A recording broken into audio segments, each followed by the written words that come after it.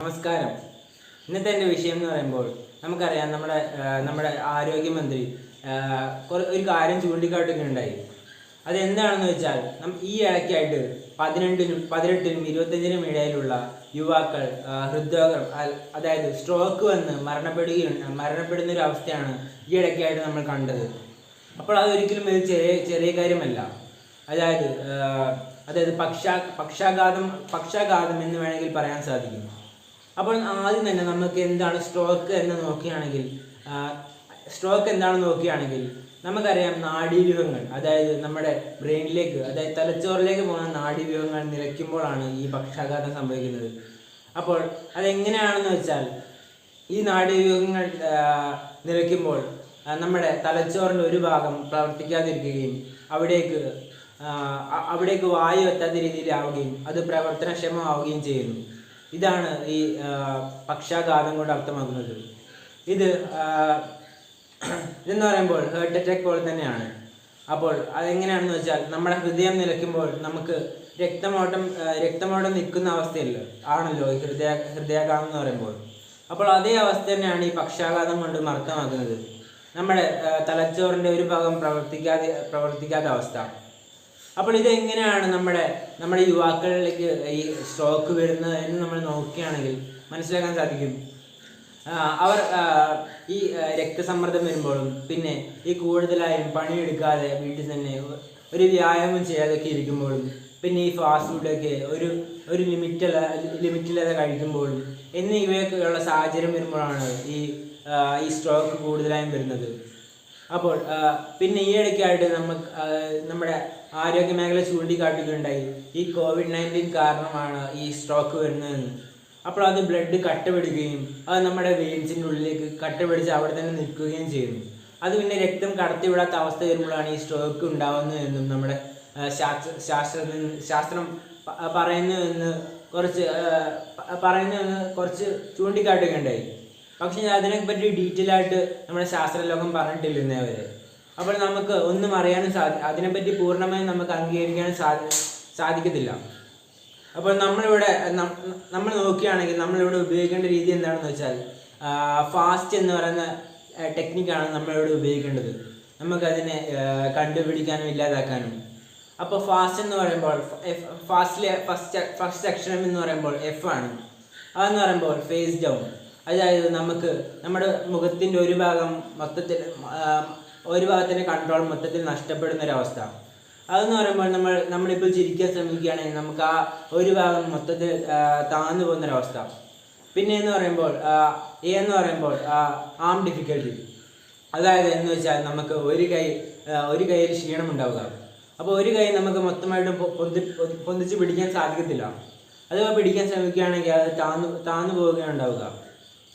S എന്ന് പറഞ്ഞാൽ speech ഡിഫിക്കൽട്ടിയാണ്.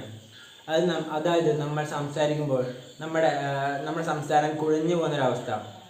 പിന്നെ T എന്ന് പറയുമ്പോൾ ടൈം ടു ആക്ട്, അതായത് നമുക്ക് അങ്ങനെ ഒരു സാഹചര്യമൊക്കെ ഉണ്ടെന്ന് മനസ്സിലായാൽ നമ്മൾ ഉടനടി ഏതെങ്കിലും ആശുപത്രിയിൽ കാണിക്കേണ്ടതാണ്, അതായത് ഏതെങ്കിലും ഡോക്ടറെ അത്യാവശ്യമായി കാണിക്കേണ്ടതാണ്.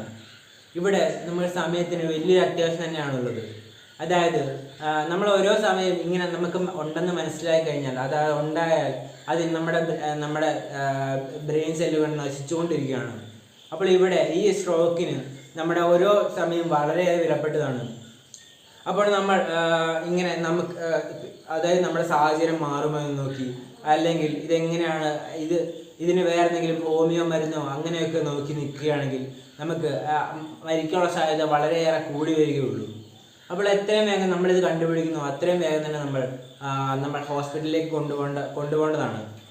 പിന്നെ ഇതിനുവേണ്ടി നമ്മുടെ സർക്കാർ കുറേയേറെ പദ്ധതികൾ ആവിഷ്കരിച്ചിട്ടുണ്ട്. അതായത് നമുക്കറിയാം, നമ്മുടെ സർക്കാർ പറഞ്ഞിരിക്കുന്നതെന്ന് പറയുമ്പോൾ ഒരു ചക്രം പോലെയാണ് എന്നുള്ളതും, ആ നടുക്കുള്ള ഭാഗം, അതായത് അതായത് അഡ്വാൻസ് ലെവൽ സ്ട്രോക്ക് ചികിത്സിക്കുന്ന കേന്ദ്രങ്ങളോ, പിന്നെ അതുപോലെ തന്നെ ഈ ജില്ലാ ആശുപത്രിയോ അത് മെഡിക്കൽ കോളേജുകളോ ആകാമെന്നാണ്. ഈ സൈഡിലിരിക്കുന്ന ഭാഗം എന്ന് പറയുമ്പോൾ ഏതെങ്കിലും ക്ലിനിക്കോ അതുപോലെ തന്നെ ഈ ഡിസ്ട്രിക്ട് ഹോസ്പിറ്റലോ അതുപോലുള്ള സ്ഥാപനങ്ങളാകാമെന്നുമാണ്. അപ്പോൾ നമുക്ക് ഈ സ്ട്രോക്ക് ഉണ്ടെന്ന് അറിഞ്ഞാൽ തന്നെ എത്രയും വേഗം അടുത്തുള്ള ഹോസ്പിറ്റലിലേക്ക് കൊണ്ടുപോവുകയും അവിടുന്ന് ഈ അഡ്വാൻസ് ലെവൽ സ്ട്രോക്ക് ചികിത്സിക്കുന്ന കേന്ദ്രങ്ങളിലേക്കും എത്തിക്കേണ്ടതാണ്.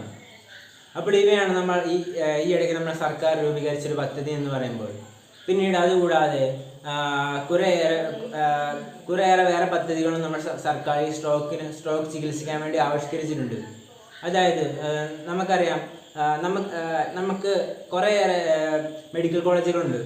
അപ്പോൾ ഏതാനും മെഡിക്കൽ കോളേജുകളിൽ, അതായത് തിരുവനന്തപുരം, കോട്ടയം, തൃശ്ശൂർ, എറണാകുളം, കണ്ണൂർ എന്നീ മെഡിക്കൽ കോളേജുകളിലൊക്കെ ഈ സ്ട്രോക്ക് ചികിത്സിക്കാനുള്ള പ്രത്യേകം കേന്ദ്രങ്ങളൊക്കെ വരികയാണെന്ന് സർക്കാർ ഈ ഇടയ്ക്ക് പറയുകയുണ്ടായി. പിന്നെ അതുകൂടാതെ ധാരാളം ഇങ്ങനത്തെ പരിപാടികളാണ് നമ്മുടെ സർക്കാർ ഈ സ്ട്രോക്കിന് വേണ്ടി ആവിഷ്കരിച്ചിട്ടുള്ളത്. അപ്പോൾ നമ്മൾ യുവാക്കൾ എന്ത് ചെയ്യണമെന്ന് പറയുമ്പോൾ, നമ്മൾ വിചാരിക്കും നമുക്ക് വെറും 20 വയസ്സല്ലേ ആയുള്ളൂ എന്നൊക്കെ. പക്ഷെ അത് പൂർണ്ണമായും തെറ്റാണ്. നമ്മുടെ വയസ്സിനനുസരിച്ചല്ല സ്ട്രോക്ക് വരുന്നത്. നമ്മളെങ്ങനെ ജീവിക്കുന്നു, എന്തൊക്കെയാണ് ഭക്ഷിക്കുന്നത്, നമ്മൾ എന്തൊക്കെ ചെയ്തു എന്നുള്ള രീതി അനുസരിച്ചാണ് ഇപ്പോഴത്തെ കാലത്ത് സ്ട്രോക്ക് വരുന്നത്. അപ്പോൾ നമ്മൾ വിചാരിക്കും അപ്പോൾ ജസ്റ്റ് എക്സസൈസ് ചെയ്താൽ മാത്രം പോരെ എന്നുള്ളത്. പക്ഷേ ഒരിക്കലും എക്സസൈസ് കൊണ്ട് മാത്രമാവത്തില്ല. നമ്മൾ എന്ത് കഴിക്കുന്നു എന്നനുസരിച്ചും ഇരിക്കും. അതായത് നമ്മൾ കൂടുതലായും ഈ ഫാറ്റുള്ള ഭക്ഷണം, അതുപോലെയുള്ള ഭക്ഷണമൊക്കെ കഴിക്കുകയാണെങ്കിൽ നമുക്ക് എത്രയും വേഗം സ്ട്രോക്ക് വരാവുന്നതാണ്. കാരണം അത്രയധികം കൊഴുപ്പൊക്കെ അടിഞ്ഞുകൂടുകയാണെങ്കിൽ നമ്മുടെ രക്തക്കുഴലുകളിൽ ഈ കൊഴുപ്പിൻ്റെ അംശം കൂടുകയും അങ്ങനെ നമ്മുടെ രക്തക്കുഴലിൽ കൂടി രക്തം ഓടാത്ത അവസ്ഥയുമായി തീരുന്നു. അപ്പോൾ അങ്ങനെയാണ് ഈ നമ്മുടെ ഈ സ്ട്രോക്കും ഹാർട്ട് അറ്റാക്കൊക്കെ വരുന്നത്. അപ്പോൾ ഇത് നമ്മൾ ശ്രദ്ധിച്ച് മുന്നോട്ട് പോവുകയാണെങ്കിൽ നമുക്കൊരു പ്രശ്നവും ഇല്ലാതെ നമുക്ക് മുന്നോട്ട് പോകാൻ സാധിക്കും. അപ്പോൾ നമ്മുടെ കേരളമാണ് ആദ്യമായിട്ട് ഈ സ്ട്രോക്കുമായിട്ട് ബന്ധപ്പെട്ടൊക്കെ ഇത്രയധികം മുന്നോട്ട് പോയിരിക്കുന്നത്. അത് നമ്മുടെ ഭാവി കണ്ടു തന്നെയാണ് നമ്മുടെ സർക്കാർ ഇങ്ങനത്തെ ചികിത്സയൊക്കെ ആവിഷ്കരിച്ചതും ഇങ്ങനത്തെ ചില പദ്ധതികളൊക്കെ ആവിഷ്കരിച്ചിരിക്കുന്നത് എന്ന് പറഞ്ഞുകൊണ്ട് ഞാൻ എൻ്റെ പ്രസംഗം നിർത്തുന്നു. നന്ദി.